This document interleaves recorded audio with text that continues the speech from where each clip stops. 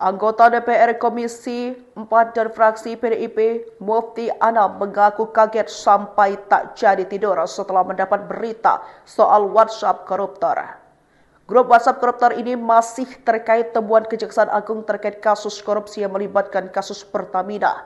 Grup WhatsApp tersebut diketahui bernama Orang-Orang Senang. Dia mengatakan bahwa jika korupsi yang merugikan negara hingga 1.000 triliun ini benar adanya, menurutnya ini adalah orkestrasi kejahatan total, masif, dan terstruktur dari hulu ke hilir. Bagi Adam, korupsi ini bukan sekedar merugikan negara, tapi juga menyakiti masyarakat. Adam pun tampak tak menyangka bahwa ada koruptor melakukan itu secara sadar. Kejaksaan Agung terus mengusut kasus korupsi tata kelola minyak mentah dan produksi kilang di PT Pertamina, Subholding, dan kontraktor kontrak kerjasama periode 2018 hingga 2023. Dalam lanjutan pengusutan kasus ini, Kejagung pun kembali memeriksa sejumlah saksi. Ini di mata kami bukan hanya sekedar korupsi yang merugikan negara, Pak. Tapi ini adalah korupsi yang merugikan, menyakiti, dan mengkhianati rakyat kita, Pak.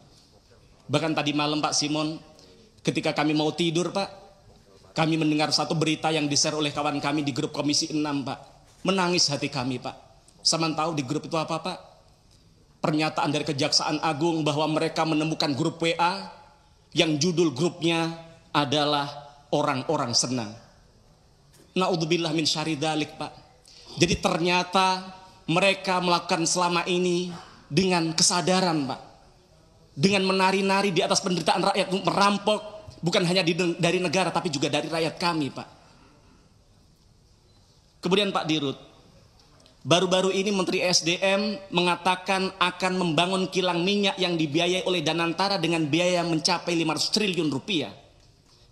Lah jadi selama ini Pertamina tidak punya kilang baru Pak. Padahal ketika 2019 yang lalu kami duduk di sini, ketika di situ di tempat Bapak ada namanya Bu Nike, saat itu menyampaikan bahwa RDMP Balikpapan maksimal tahun itu akan selesai, tapi nyatanya ternyata kami baru tahu sampai tahun 2025 itu tidak tuntas juga Pak.